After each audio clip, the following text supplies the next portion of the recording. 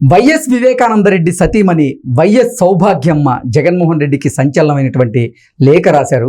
2009లో YS Rajasekhara Reddy గారు చనిపోయిన తర్వాత జగన్మోహన్ రెడ్డి నువ్వు ఎంత మనోవేదనకి గురయ్యావో 2018లో మీ చిన్నాన్న వైఎస్ వివేకానందరెడ్డి హత్య తరువాత కూడా సునీతమ్మ అంతే మనోవేదనకి గురైందని, చనిపోయిన వ్యక్తి గురించి ఆయన వ్యక్తిత్వాన్ని హననం చేస్తూ నీ పేపర్లలో నీ ఛానళ్లలో వార్తలు వస్తూ ఉంటే నువ్వు ఖండించకుండా ఏం చేస్తున్నావు?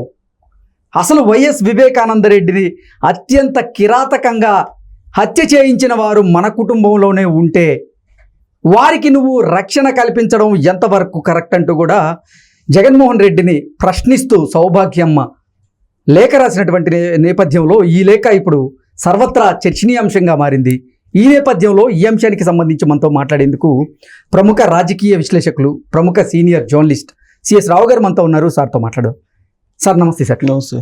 సార్, వైఎస్ సౌభాగ్యమ్మ గారు జగన్మోహన్ రెడ్డికి లేఖ రాశారు. ఆ లేఖ ఇప్పుడు సర్వత్రా చర్చనీయాంశంగా మారింది. దీని మీద మీ విశ్లేషణ ఏంటి సార్? సో ఒకటి ఏంటంటే ఆవిడ అసలు ఎందుకు ఇప్పుడు లెటర్ రాశారు, ఇప్పుడు లెటర్ రాయాల్సిన అవసరం ఏంది జగన్మోహన్ రెడ్డికి అనేది కనుక మనం ప్రశ్న వేసుకుంటే, జగన్మోహన్ రెడ్డి అక్కడ పోయి కదిలించినందువల్లే ఆవిడ లెటర్ రాశారు. ఆయన నామినేషన్ కోసం అక్కడికి వెళ్ళారు. వెళ్ళిన తర్వాత ఆయన చేసినటువంటి కామెంట్ ఏంటంటే, జగన్మోహన్ రెడ్డి మర్డర్ చేసినటువంటి వాళ్ళని వివేకానంద రెడ్డి మర్డర్ చేసినటువంటి వాళ్ళని పక్కన పెట్టుకొని వాళ్ళే మద్దతు తెలుపుతున్నారు. అంటే వివేకానంద రెడ్డి మర్డర్ చేసింది అవినాష్ కాదు, మర్డర్ చేయించింది అవినాష్ కాదు.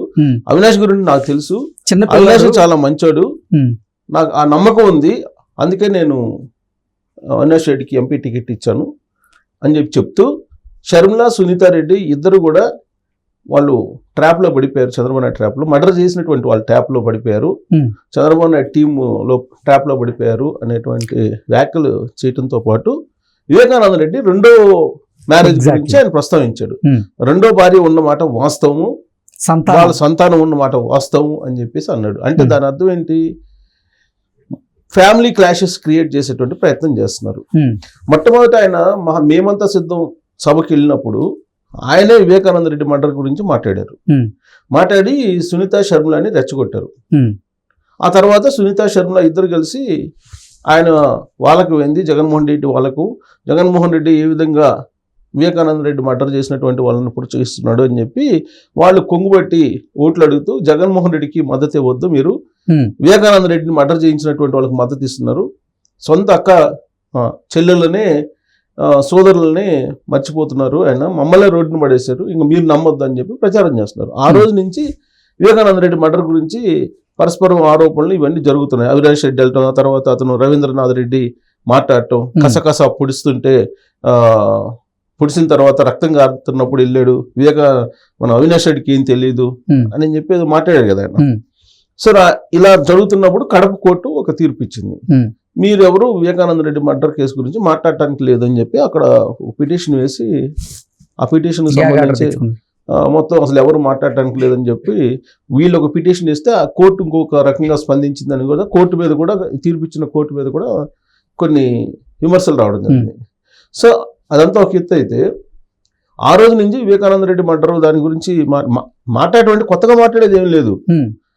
సిబిఐకి సంబంధించినటువంటి సిబిఐ ఛార్జ్ షీట్ ఏముంది, ఆ ఛార్జ్ షీట్లో అంశాలు ఏమున్నాయి అనేది పవర్ పాయింట్ ప్రజెంటేషన్ ఇచ్చారు సునీతారెడ్డి. అలాగే షర్మిల కూడా చెప్తుంది, కొత్త ఏం చెప్పట్లా, దస్తగిరి వాంగ్మూలం ఇచ్చాడు, ఎవరెవరు వచ్చారు, ఎవరెవరు చంపారు అనేది, దాన్ని బేస్ చేసుకుని సిబిఐ సుప్రీంకోర్టు ఆదేశాల మేరకు విచారణ చేసింది, ఛార్జ్ షీట్ కూడా ఫైల్ చేసింది. అవినాష్ రెడ్డిని అరెస్ట్ చేయాలనుకుంది, అరెస్ట్ చేయలేకపోయింది, అరెస్ట్ చేసినట్టు పేపర్లో చూపించారు, తర్వాత ఆయన బెయిల్ తీసుకొచ్చుకున్నారు, ఆ బెయిల్ రద్దు చేయమని చెప్పి ఇప్పుడు పిటిషన్ వేశారు సునీతారెడ్డి వాళ్ళు.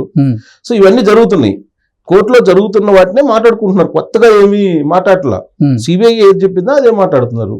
సో ఈ క్రమంలో ప్రత్యేకించి కడపకు సంబంధించి ఈసారి రాబోయేటువంటి ఎలక్షన్ కేవలం వివేకానంద రెడ్డి మర్డరు అనే అంశం మీదనే జరుగుతుంది అనేది ఒక వాదన వినిపిస్తుంది. ఒకవేళ ఇప్పుడు అక్కడ Avinash Reddy versus Sharmila, Telugu Desam party candidate ముగ్గురు ఉన్నారు కదా, ముగ్గురు పోటీలో ఏదైనా జరగచ్చు అనేటువంటి అనుమానం వైఎస్ఆర్ కాంగ్రెస్ పార్టీకి వచ్చింది.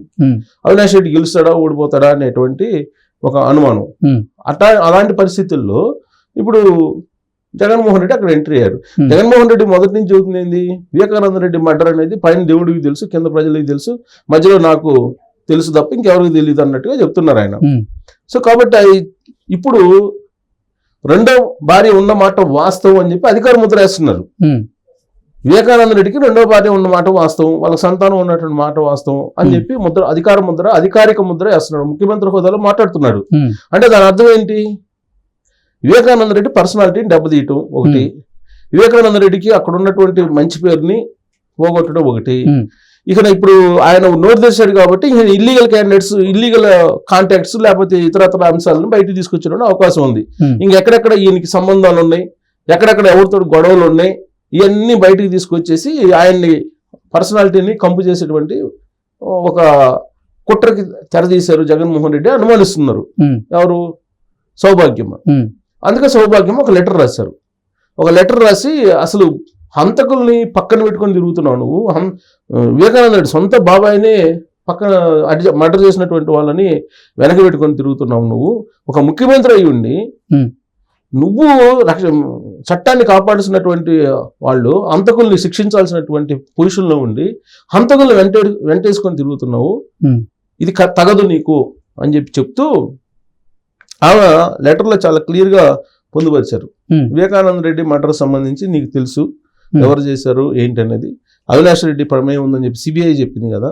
ఇప్పుడు మళ్ళీ ఇలాంటి క్రమంలో అసలు వివేకానంద రెడ్డికి రెండో సంతానం ఉందని నువ్వు ఎలా ఎందుకు తీసుకొస్తున్నావు, ఏ ఉద్దేశంతో తీసుకొస్తున్నావు అనేటువంటి యాంగిల్ని ఆవిడ, రెండో సంతానం ఉంది, రెండో భార్య ఉందంటే ఎలాగైనా వాళ్ళకి బాధే కదా. ఇప్పుడు సౌభాగ్యమును కూడా ఆమెను కూడా మనోవేదనకు గురి చేసేటువంటి పరిస్థితి తీసుకొస్తున్నాడు జగన్మోహన్ రెడ్డి. ఈ మొత్తం వివేకానంద రెడ్డి మర్డర్ని ఇప్పుడు రెండో భార్య అనేటువంటి కోణంలో తీసుకెళ్లేటువంటి ప్రయత్నం చేస్తున్నాడు ఆయన. ఇప్పుడు పవన్ కళ్యాణ్ కూడా 4వ పెళ్ళాం అంటాడు. పవన్ కళ్యాణ్ కూడా 4 పెళ్లిళ్ళు చేసుకున్నాం అని చెప్పి అదే ప్రచారం చేశాడు. ఇది కోస్తా మొత్తం. ఇప్పుడు ఆయన రాయలసీమకి వెళ్ళిన తర్వాత వివేకానంద రెడ్డి రెండో భార్య వాళ్ళ సంతానం అది తీసుకొస్తున్నారు. ఇప్పుడు ఆ ఆస్తిలో ఇప్పుడు రెండో భార్య ఉంది కాబట్టి ఆ గొడవల్లోనే మర్డర్ జరిగింది అనే దాన్ని చెప్పేటువంటి ప్రయత్నం చేస్తున్నారు. అసలు హంతకుల్ని కాపాడేటువంటి ప్రయత్నం చేస్తున్నాడు జగన్మోహన్ రెడ్డి అనేది ఆవిడ లేఖలో రాసినటువంటి సారాంశం. అది రాస్తూ, నీ తండ్రి 2009లో చనిపోయినప్పుడు హెలికాప్టర్ ప్రమాదంలో నువ్వు ఎంత మనోవేదనకు గురయ్యావో అంతకంటే ఎక్కువగా సునీత అమ్మాయి ఆడబిడ్డ కాబట్టి ఆవిడ మనోవేదనకు గురైంది 2018లో. మీరు ఇంట్లోనే హంతకులు ఉంటారని ఎవరు గమనించలేదు, ఇంట్లోనే హంతకులు ఉన్నారు, ఇంట్లో వాళ్ళే చంపేశారని తెలిసిన తర్వాత అసలు జీర్ణించుకోలేని పరిస్థితిలో ఉంది సునీత, అంత మనోవేదనకి మానసిక వేదనకు గురవుతుంది. ఇవన్నీ పక్కన పెట్టేసి నువ్వు రెండో భార్య అనే దాన్ని ఎందుకు తీసుకొస్తున్నావు, ఎందుకు తీసుకురావాల్సి వస్తుంది, రాజకీయ కుట్రలు మానుకో జగన్మోహన్ రెడ్డి, ఇది మంచిది కాదు అనే యాంగిల్లో ఆవిడ లెటర్ రాసి జగన్మోహన్ రెడ్డికి ఒక చొరక అందించింది. సో ఈ మొత్తం ఎపిసోడ్ చూస్తే వివేకానంద రెడ్డి రెండో భార్య వాళ్ళ సంతానం చుట్టూ ఇప్పుడు ఈ మర్డర్ కేసుని తిప్పి ఈ ఎన్నికల్ని ముగించాలనే ప్రయత్నంలో జగన్మోహన్ రెడ్డి ఉన్నారు. విజయవంతంగా ఈ ఎన్నికలు ముగించాలంటే వివేకానంద రెడ్డికి ఒక రెండో భార్య బయటికి తీసుకొచ్చి షమీమి కొడుకుని కూడా, బహుశా నేను అనుకోవటం షమీమి కొడుకుని ఇద్దరిని కూడా తీసుకొస్తారనుకుంటా ప్రచారంలోకి అనుకుంటున్నాను నేను. అంటే ఫస్ట్ ఒక అంకం చూసాం మనం, ఏంది పైన దేవుడు ఉన్నాడు, కింద ప్రజలు ఉన్నారు, మధ్యలో నేనున్నాడు, నాకు తెలుసు వివేకానంద మర్డర్ అని. ఇప్పుడు రెండో అంకం వివేకానంద రెడ్డి రెండో భార్యను ప్రవేశపెట్టారు. మూడో అంకం ఏంటంటే షమీమీనను పిల్లల్ని తీసుకొచ్చి నాకు తెలిసినంత వరకు ఎన్నికల లోపల మే 13 లోపల ఏదో ఒక వేదిక మీద జగన్మోహన్ రెడ్డి పక్కన నుంచోబెట్టి ప్రచారం చేయించే అవకాశం ఉంది. ఓకే.